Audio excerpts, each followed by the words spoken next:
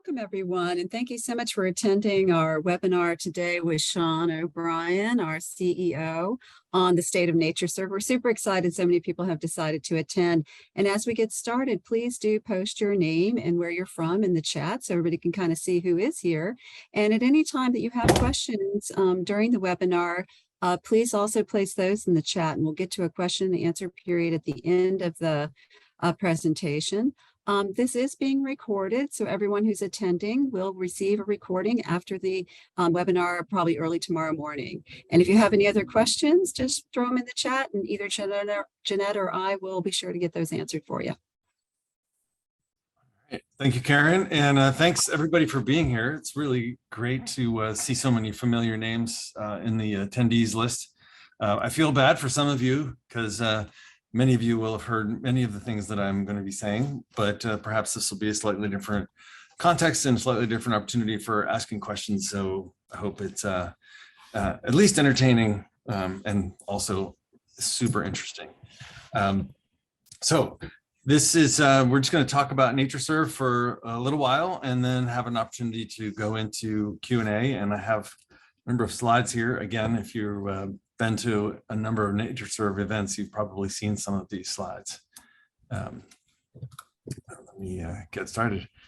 So we have a bit of an agenda that we're going to try and work through. We want to talk about our mission and our vision, how we work as an organization, the kinds of investments we're making in our future, and some highlights from this year, and then of course talk about how you can help us be successful. And my contact information, of course, is there by the picture, and happy to have anybody call or email at any time. So we went through a pretty significant strategic planning process recently, and in that process went back to basically the foundations of the organization to decide to sort of look at, do we really still believe in the mission that we've been pursuing for the past 20 to 50 years, depending on where you start counting time. And ultimately, yes. And so NatureServe leverages the power of science, data, and technology to guide biodiversity conservation and stewardship. That is effectively the same mission that we have been pursuing since our founding, which is really exciting. It's really nice when you carve out a niche that makes sense and that you can believe in these many years later.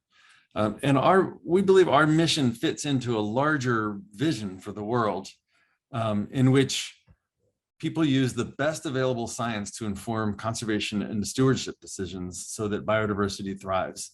And that's a very common thing that we talk about in NatureServe now, which is the importance of data and using data in decision making. And we're believers in getting more data in more people's hands so that they can make the best decisions. And there's all sorts of complications with that, especially when you're dealing with sensitive things like endangered species. All right.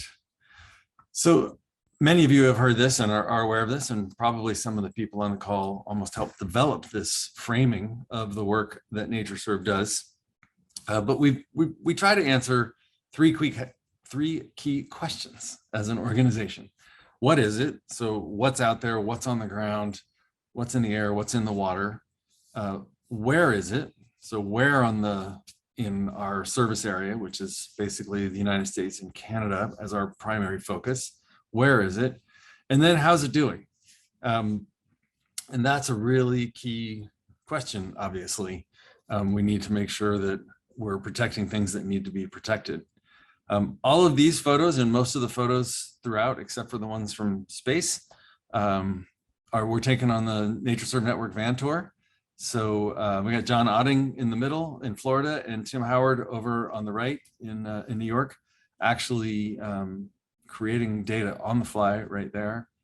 And then we're in Idaho over there on the left, I believe, trying to be protected from the sun. So I want to talk about all of these in different ways over the course of this talk here. But one of the reasons we want to know this information, and what I was talking about with using data for decision making, is this thing that we call the data to decisions lifecycle, which is a pretty key part of our strategic plan. And it sort of defines what NatureServe does and how we fit into the ecosystem of conservation.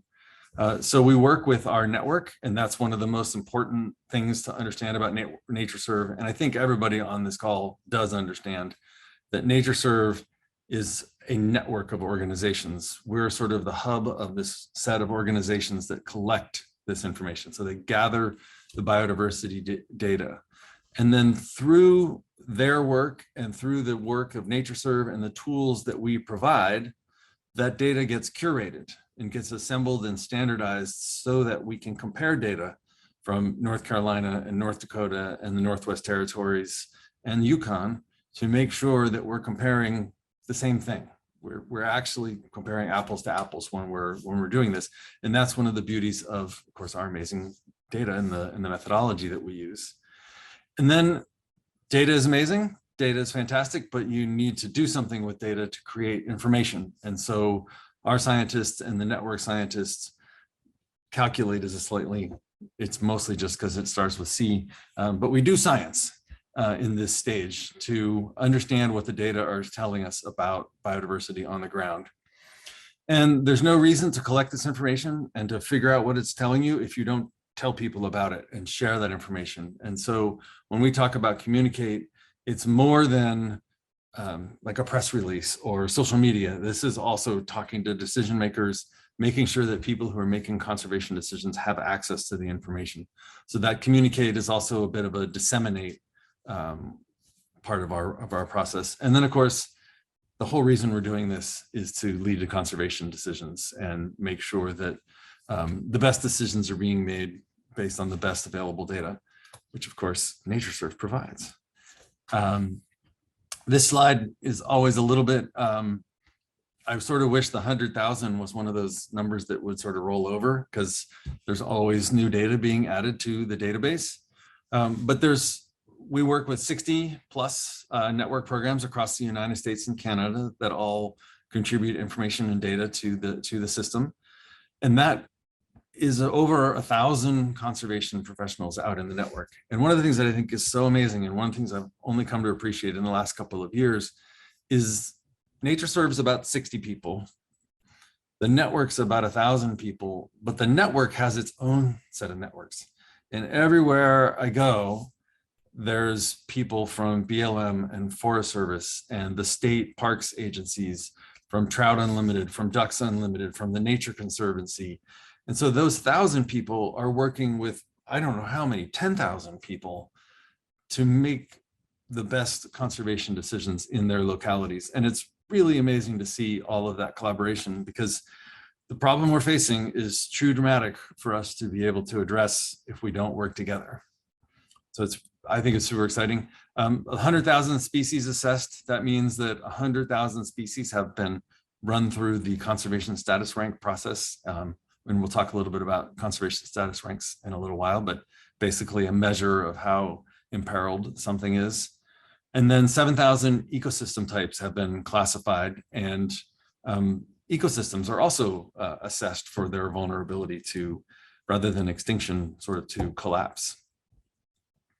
And now I have to be a little bit of a nerd. I do have a PhD in ecology, and so I think I'm allowed to geek out on something like this. The question of what is it is surprisingly challenging and interesting, I think. I was talking with some of my neighbors last night and trying to explain this to them, so I hope I do at least as good, if not a better job today, since I have slides with me. But the question of what's out there is the question you fundamentally have to answer if you know what you're going to protect. If you don't know what's there, you can't protect it. But it turns out that different people call things, different people call the same thing different things, perhaps. And so when we're in school, we learn about the Linnaean system, and everything has a binomial, and it's the kingdom, phylum, and all of that. And then we have a genus and a species. Well, it turns out that there's not universal agreement on what a species is, much less what individual members of individual plants and animals are if they belong to a certain species. So this is a really broken down example, but this is a real example. So the United Basin hookless cactus is one species,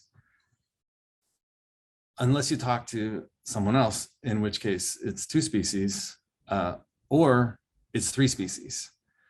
And if it's three different species, you have a couple of species that are imperiled and a couple, and maybe one that's secure. And if it's all one species, then you have one species that's quite secure. And so knowing what something is really the most basic and one of the most important pieces of information that we can develop. And it's also incredibly challenging to explain to most donors, perhaps not individual donors and educated people like on this call, but when we're talking with foundations and other representatives, and we talk about how much it would be really great if they would fund our work in taxonomy and making sure that we're talking about the same things, it can be quite challenging to get them to be on the same page with us. So anyway, there's what happens to the species. You have a G4, or you have a G3, G4, and a G1, or you might have essentially one species that's sort of what we call on the bubble, and two species that are certainly slightly more at risk and might need a little bit more attention. And then the second question of where is it is one of the fundamental questions, of course, also, if you're going to make a conservation decision, that all comes down to where. Where are we going to build a shopping mall? Where are we going to build a pipeline? Where are we going to establish a park? All of those questions. And so NatureServe has sort of made our money, if you want to put it that way, on the idea of element occurrences over there in the top right corner, which is a complicated synthetic data product that involves a lot of field work and expertise to create information about areas of conservation significance for species. It's a very sophisticated and very accurate way of representing where species are on the landscape. It's also complicated to do and expensive to do, but very, very important. And this goes back to the early 70s. Well, now we're in an era of cell phones and drones and satellites and citizen science, and much more data can be generated than was possible to generate in the past. And so we're working with iNaturalist and eBird and other citizen science entities and observation groups to incorporate more observation data into the work that we do to make sure that we really do have the best information. But that's not really enough, because people don't go everywhere. And if you look carefully at data on iNaturalist, you would think that most species occur along trails, which is of course not true. It's just where the people happen to be walking. And so you need other sources of information for making these decisions. And NatureServe has really dug in on habitat suitability modeling, or habitat modeling for species. So in the bottom left corner, you're seeing a map of high and low probability habitat suitability for a species. And that's really, really important. And the many network programs have used models for a long time, as has NatureServe.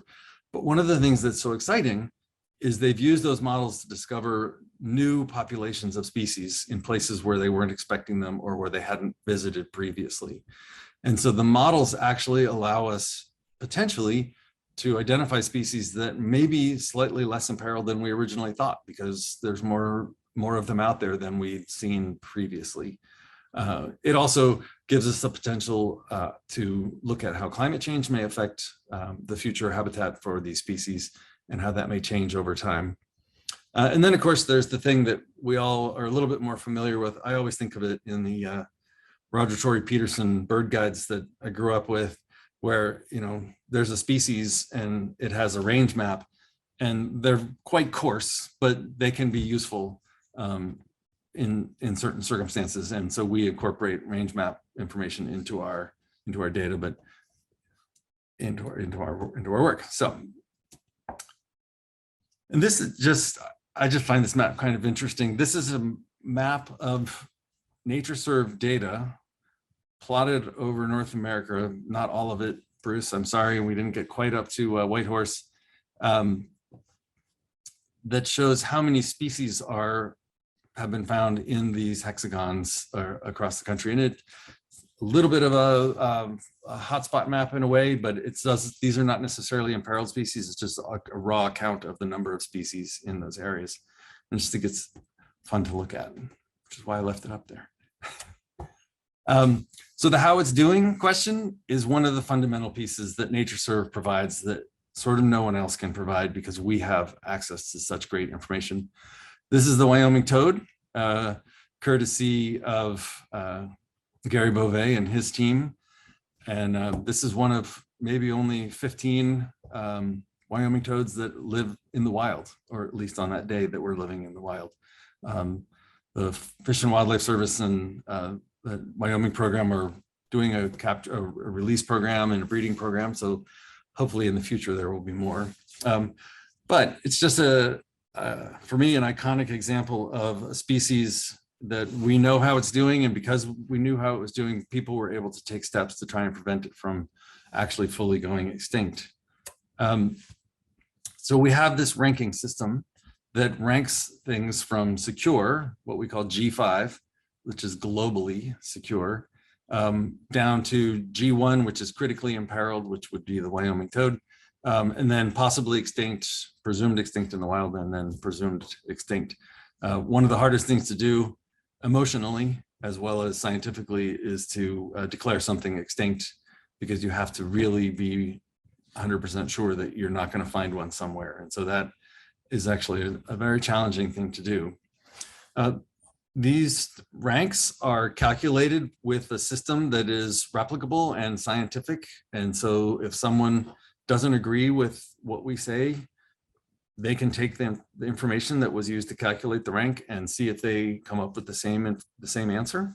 And we've had situations where members of the public have looked at ranks that we have published, and they have come back to question the calculation, and ultimately came to decide that we had done the right thing. And then in other cases, we have reevaluated the data based on new information because the ranks were a little bit older, and have modified ranks, either up or down, depending on the situation. And the great thing about this status rank system is that it can be done globally, it can be done nationally, it can be done at subnational levels, so regional, as well as by sort of state or province or territory or Commonwealth even. Like Commonwealth of Pennsylvania for Kirsten. So the ranking system is a really important part of the process, because that's how we know what needs to be paid the most attention to when we're making our conservation decisions. And I'm going to put up here the comparable set of information from the IUCN Red List, because it's useful to see how our ranking system sort of equates to their system. You'll notice that there's no direct lines across, because the calculations are done quite differently. And so they're not 100% comparable, but the information they're trying to portray to the reader is similar, with things being critically endangered and versus imperiled or critically imperiled. A great example of one of the differences between their system and our system is that ash trees in the eastern part of the country here in the United States are being threatened by the emerald ash borer. And it's a pretty serious invasive pest, and there's a pretty significant die-off happening of ash trees. And when you evaluate the ash using the Red List system, it comes back as critically endangered, not possibly extinct, but critically endangered because of the trajectory and because of the threats.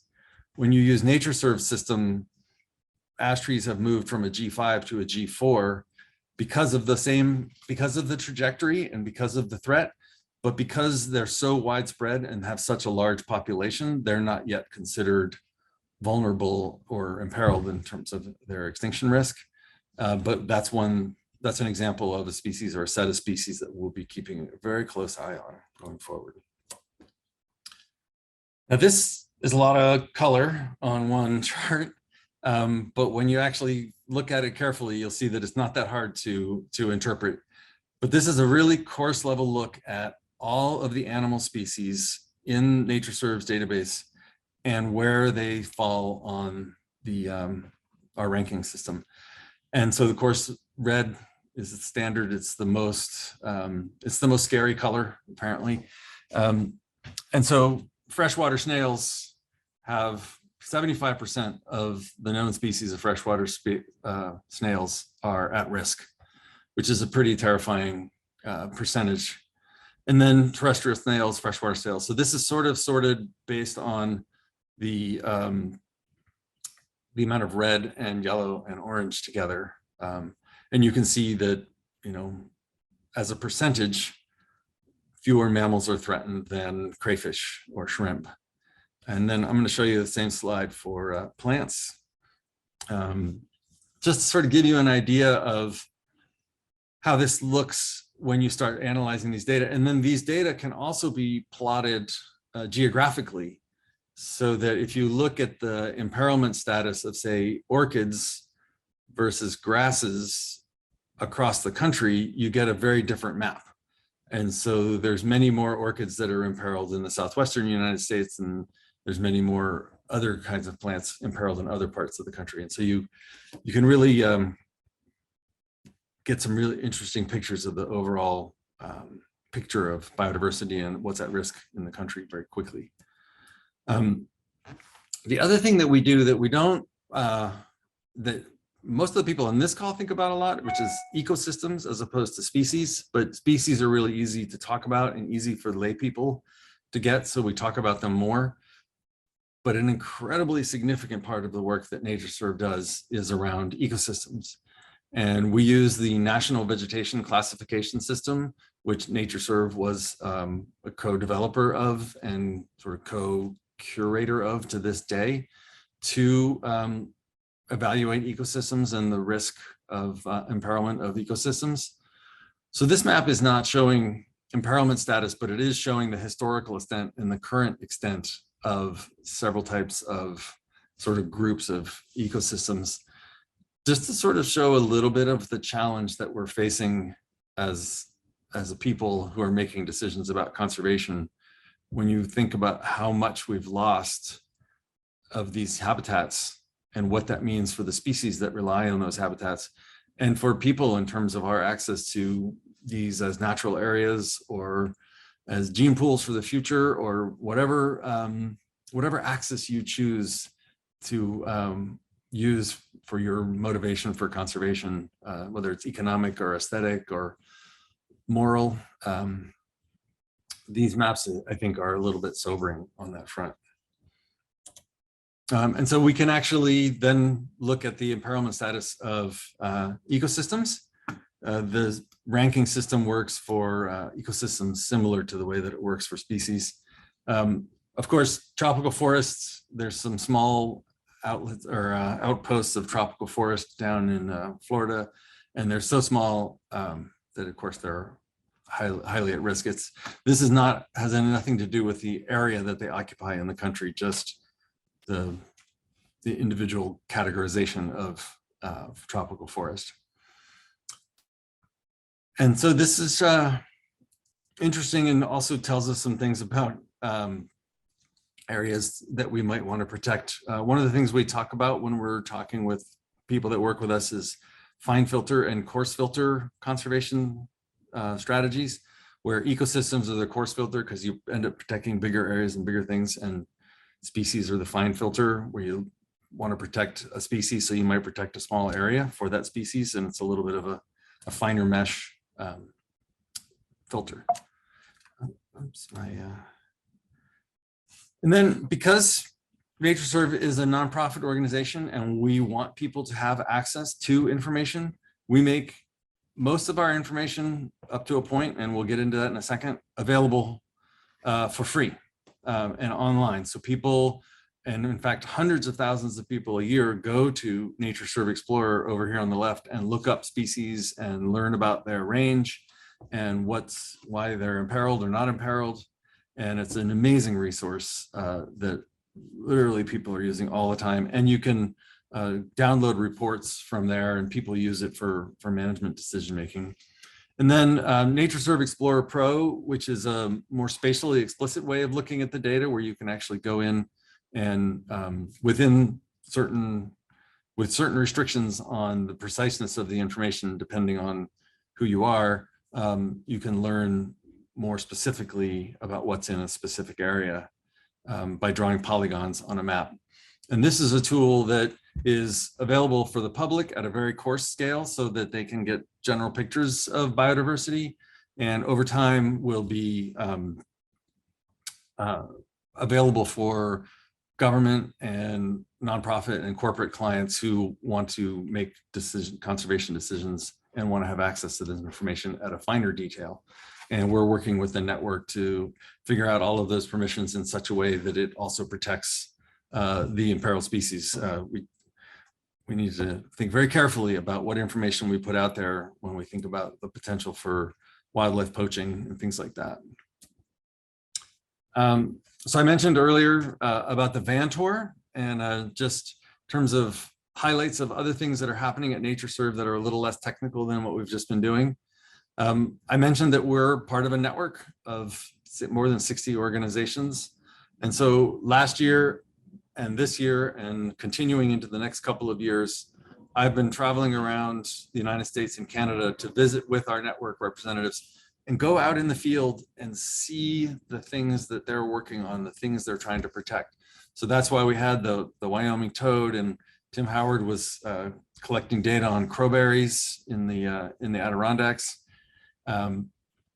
while we were on this tour. And it's a really great way for NatureServe to be able to tell our story, because our story is a little bit challenging compared to a lot of conservation organizations. If you work at a land trust, it's pretty easy to explain to people what you do. When you work at NatureServe, it's a little bit more complicated because we're the data behind the decisions, but we don't buy land, we don't manage land, we don't have any regulatory authority. Almost none of the partner organizations have regulatory authority, at least not directly.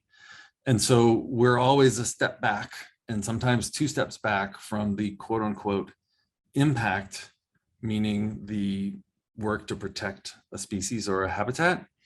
And that can be very challenging with donors to try and get them to understand why it's important to have all of these data. And so one of the things we're doing with the Van Humboldt tour, and everyone knows, anybody who's talked to me for more than a few minutes knows that Alexander von Humboldt is one of the great characters in the history of the world, but in natural history in particular. And so the Van Humboldt is named in homage to Alexander von Humboldt, and I highly recommend his biography to you. But the point of traveling around is to be able to tell the stories of how the work that NatureServe and the network does contributes to conservation. Here's some just quick highlights from the road. We've managed to get a number of media stories in newspapers and online and on TV as part of the van tour, which has been pretty exciting. And it's been great because it's allowed local programs to tell a little bit more of their story about what's going on. And then in addition, of course, we have a whole crew of scientists working at NatureServe, and they work with other people at other organizations, the IUCN, Nature Conservancy, any number of organizations to analyze our data and make information available. And we also participate in global efforts. So as a partner with the International Union for the Conservation of Nature, we worked with them and Conservation International on the global reptile assessment, which was the first time that reptiles as a category were evaluated globally for the IUCN Red Lists. And we found that 21% of all reptile species globally are threatened with extinction, which is a fairly terrifying number. And you can see here, this was a paper that was in Nature, and Neil Cox from IUCN and Bruce Young were the lead researchers and authors on that paper. And then we also worked with Esri and the Nature Conservancy and Microsoft and all of the network programs in the continental United States to create a product that we call the Map of Biodiversity Importance. You'll sometimes hear people abbreviate it as MOBI. And the Map of Biodiversity Importance is a map of 2,200 species, imperiled species, overlaid on top of one another to show where there are concentrations of, or potential concentrations of imperiled species. And so the brighter reds are where there are potentially concentrations of imperiled species. And we managed to get the New York Times interested in this, and they did a full page story back in March on the Map of Biodiversity Importance. And then they came back later and did a second piece on it with sort of more aimed at school children, which was really exciting for us.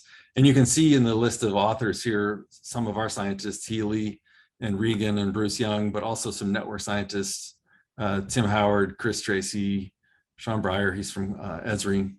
So that was a great collaboration. And it was also a great way to show the power of the network and the power of the data to tell a story about biodiversity in America.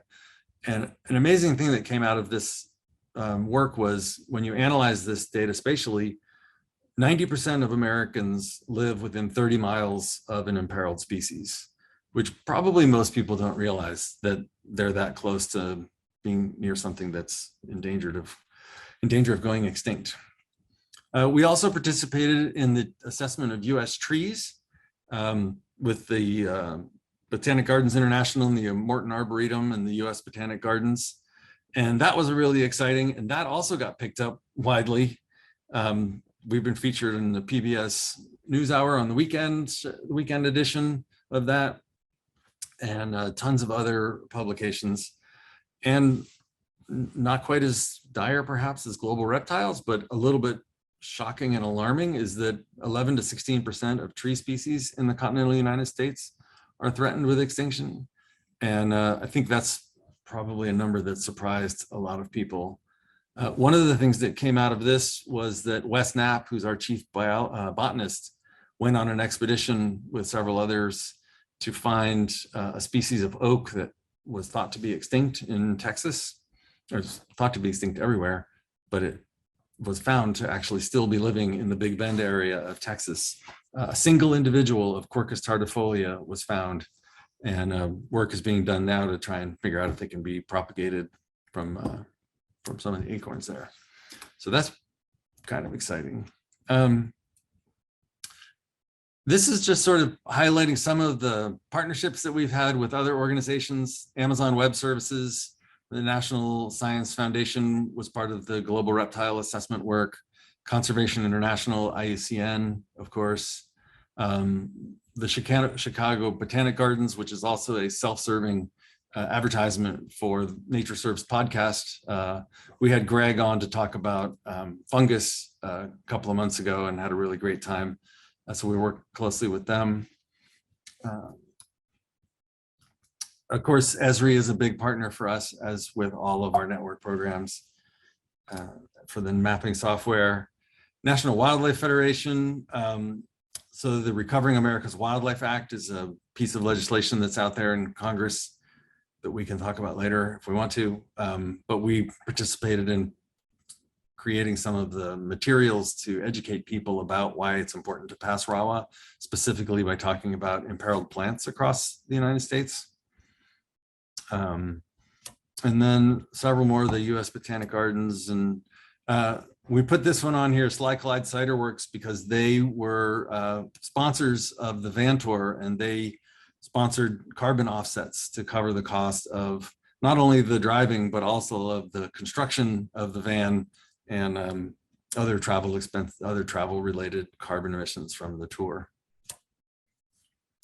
And just quickly, this is the pat myself on the back bragging part. Because of the work with the reptile assessment and the tree assessment and with the Map of Biodiversity Importance, I used to have this line that I can't say anymore: we're the most important organization that nobody's ever heard of. And I say that we're the most important because what are we trying to do? We're trying to do nothing less than prevent extinction. And I think extinction is one of the greatest threats facing the planet. And so that's why we're so important. but we're relatively unknown in the world. I can't tell you how many times I've said I work at NatureServe and somebody says, oh, that's nice, I'm a member. And we don't have members in that way because we have 60 members and that's our network. So I've been saying this line for years, and we challenged our communications team to make that line into a lie. And in 2022, we've done a pretty good job of making me into a liar, because we have had over 1,400 media hits. And the categorization here is that the 120 at the top, those are media outlets that have over 1 million views. So the New York Times, PBS, Chicago Tribune, any news outlet that might have 1 million hits or more. The Global Reptile Assessment alone, in which our scientists and other people at NatureServe were interviewed on TV and on radio and in the newspapers, that alone was something like 700 media hits, literally all around the world. I found my words translated into at least 2 other languages besides English in the media alerts on that. So anyway, New York Times, Popular Science, Reuters, which is exciting because they may be doing some more work with us coming up here in the future. Another New York Times. You know, everywhere I've ever worked, people want to get their organization in the New York Times. NatureServe was mentioned in the New York Times 4 times this year, every single time for a positive story.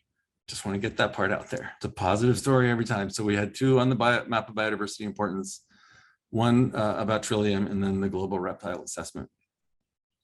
Washington Post, Forbes magazine, Science magazine, and then of course the PBS weekend edition. So fast romp through.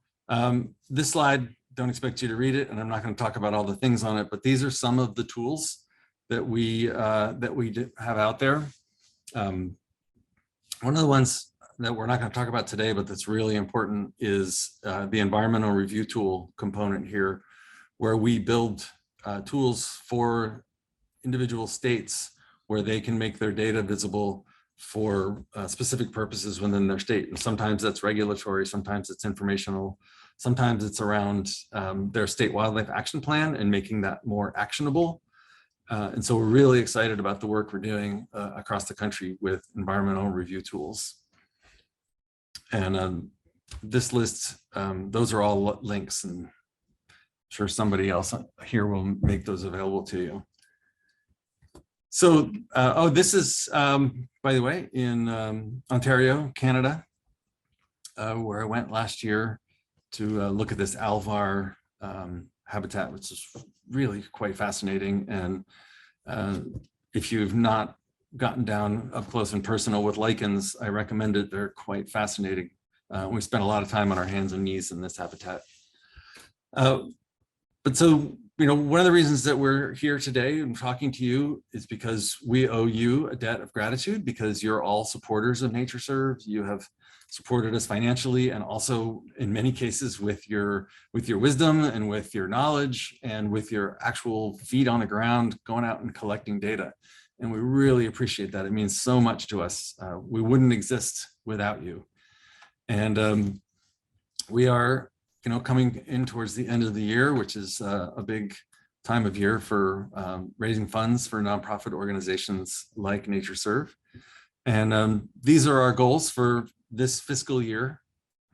So from July of this year to June of next year, to raise over $1 million towards achieving our mission, of which we expect about 700,000 to be for specific activities.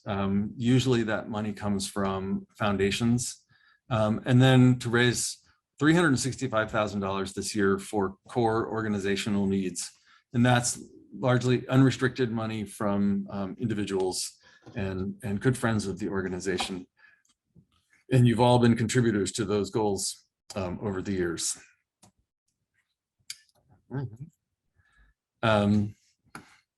There's other ways you can help that don't involve making donations necessarily. Spreading the word about NatureServe, following us. There's going to be a slide about following us, but following us on social media and sharing things that we put out there to your friends so that we have a larger circle of friends.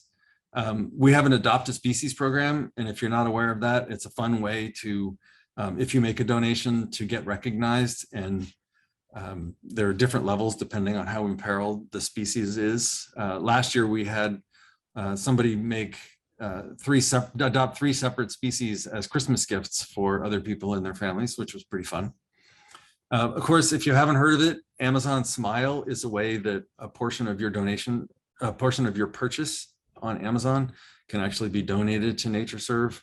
And we don't make a ton of money off of Amazon Smile, but it's really nice to get the checks from them periodically. And of course, we're working with Amazon Web Services quite regularly with the cloud computing.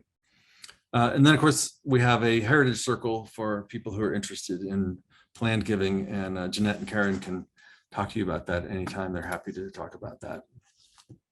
And so we're on all of the standard social media, Facebook, Twitter, Instagram, and LinkedIn, and you can follow us on all of those. And it's worth following them all because they're all slightly different, because they have a different focus on each platform. So you can learn different things from the different ones. And then we have the Conservation Conversations podcast. It's all the same letters, just in a slightly different order, that we do every month.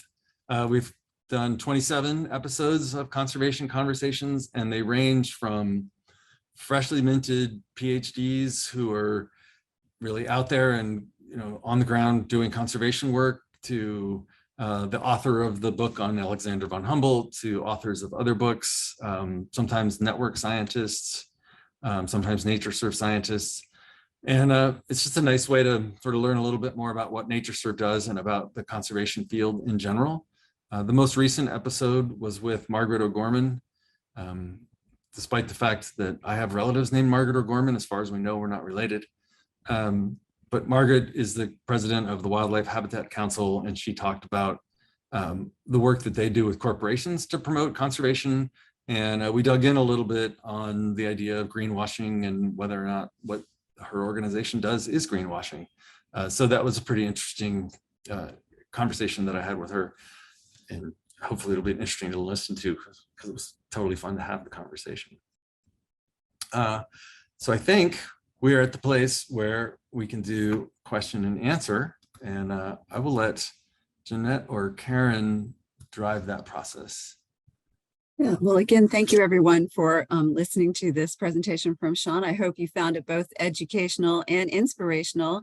And we welcome your questions either through just simply unmuting yourself and asking outright, or if you're more comfortable, just throwing it into the chat, and we'll be sure that we get that to Sean. And Sean, we had a question during the presentation we can kick off with, and that Sure. question was, what is an element occurrence? Oh, I should have somebody else on the call answer that question. Someone who's actually like made one or created one. So it's easy to go out and take a picture of something on the ground. And that's an observation of that thing.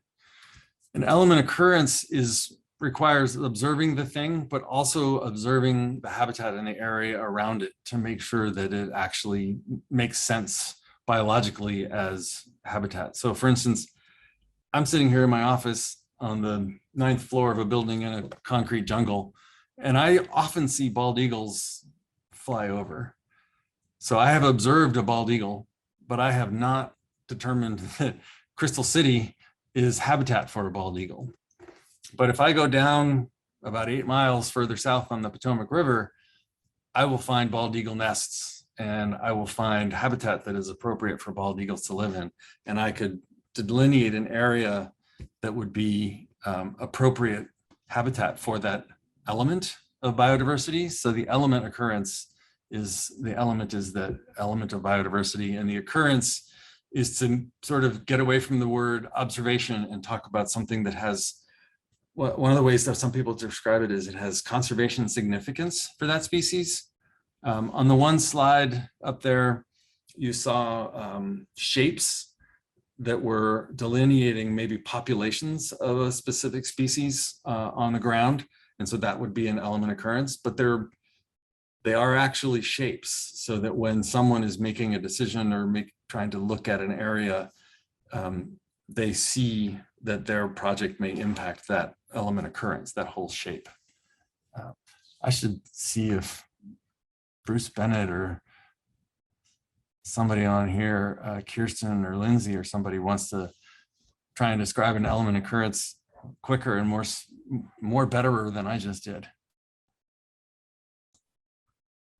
I think you did a pretty good job, but I just think of it as a subpopulation of plants or animals that are interrelated, and all the occurrences within that subpopulation combined make up the element occurrence. So the joy about an element occurrence is it captures not only the area, but it also captures time. So for instance, a peregrine falcon nest will, or nest area, because they don't use the same nest, they use a nesting cliff. So that's an example of one element occurrence. And they could have nested here in 1800 and way over there in 2021. So the element occurrence gathers all that information into one place. Thank you, Bruce. Bruce is gonna take me out to make an element occurrence in Yukon one day next year. Another question that's come up, Sean, is, what goes into creating a conservation rank, and are ranks fixed or are they variable?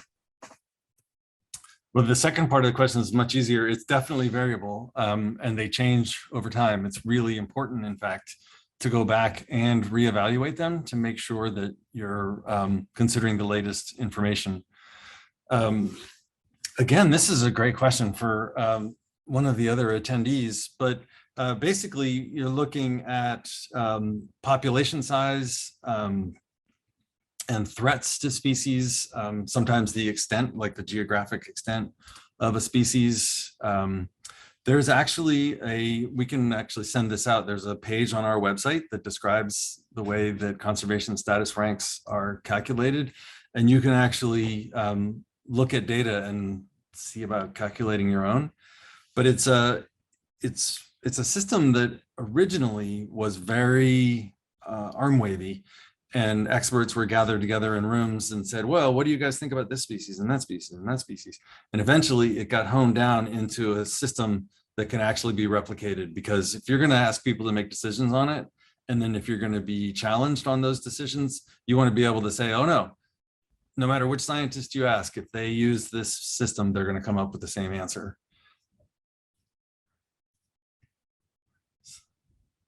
Thank you. Right. And if anyone does have a question, you can just hit the raise hand icon down at the bottom of your screen, or just unmute and pop in your question. We're a very casual group here. But in the meantime, Sean, another question that came in is, what's one of your favorite stories from being on the road on the van tour? Well, there's so many. It's not, talk about being a nerd, right? One of the things that was really exciting for me was actually being in the Adirondacks with Larry Master and Rush Holt, who were on the call here earlier, and DJ Evans and Tim Howard. And Tim was really excited to go to this place because he'd been wanting to go here to look for a specific species of crowberry, and to actually be collecting data. It's been a long time since I was a field biologist. I spent many months in the rainforests of Costa Rica and Panama back in the 80s and 90s. And it was really fun to be out in the field again, collecting data and just sort of enjoying that and being right down, on the ground with the plants. I know it sounds really nerdy, but it was pretty special. But the other thing, and this is a little bit more of a philosophical answer. When I first started on the tour, it was about the people and talking to the people. And as we went out into the fields it started becoming about both the people and what we were seeing in the field. And in South Carolina, we saw the Venus flytrap. And in Colorado, we saw Bell's twin pod. In Wyoming, we saw the Wyoming toad. And over and over and over again, I have had the opportunity to be in the presence of and sometimes touch species that are genuinely on the verge of blinking out of existence forever. And the first couple times it happens, you're like, wow, that's amazing. That's crazy. Persistent trillium in Georgia is another example. But after you've and I think many of the field biologists on this call have probably experienced this from their work, but if you spend too much time in the presence of species that are truly right on the brink of going extinct, you can hear it, right? It's kind of an emotional experience. It's pretty intense to think that these things are out there, and sometimes they're growing on the side of the highway, sometimes they're way deep in the woods. And we don't know what the impact is going to be when they go extinct. We don't know which one is some critical linchpin in an ecosystem, or which one is going to have, going to put it in human terms, which one is going to have the gene that gives us an immunity to COVID, for example. And so the sort of overall impact so far has been this sort of connection to the most endangered species. And the other thing I like to think about is like Bell's twin pod. It's a cute little plant, but nobody's going to do for Bell's twin pod what they did for rhinos. But they're not any less important, right? And so one of the other things that I've really come to appreciate in the past 18 months or so of traveling around to the network programs is the incredible biodiversity of North America. It is so cool, and we just don't get any credit. We have got great things. We've got beautiful things. We've got interesting things. We've got globally important things that are imperiled, and they're not the Amazon. They're not, Indonesian rainforest. They're not other things like that. But I think we really, we ignore North American biodiversity at our peril. Soapbox, I will step off of. That was beautiful, Sean. I felt the emotion myself. Thank you so much. We just have a few minutes, but if you feel you have the time, here's one last question for you before we round out the hour.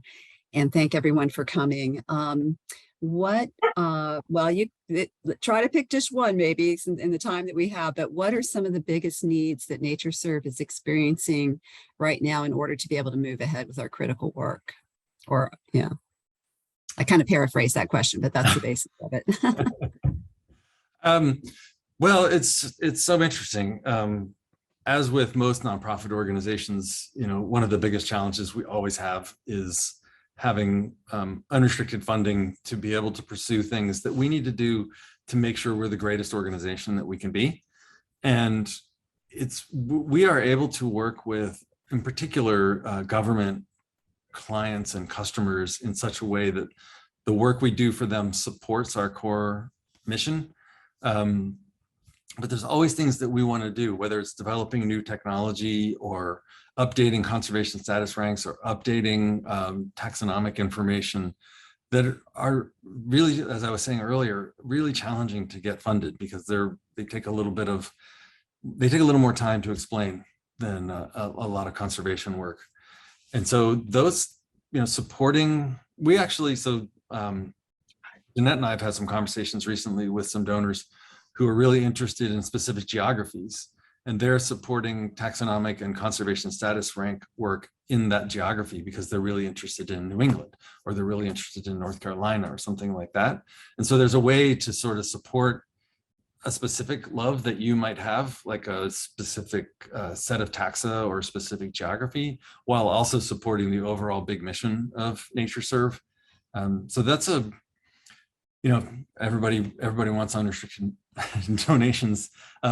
If there are very highly specific things that we could talk about, but it's probably would get a little bit wonky. And if somebody's interested, we could talk to me or Karen or Jeanette about that. Very good. Right.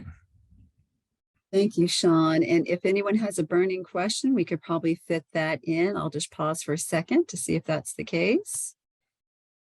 While we're waiting, just was just the second scrolling through the chat. It's really great to see all that engagement, but also so many good friends over there.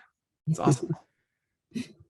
It is. And we do have so many good friends in the NatureServe network, and our supporters and our donors and all the people that just work every day and care every day about what we do. So thank you so much for coming, and we hope to see you again soon. Have a great holiday season coming up. And again, thank you. The recording will be coming out to you, and feel free to forward that recording to anyone that you think might be interested in NatureServe and our work as well. Take care. Thanks, everybody.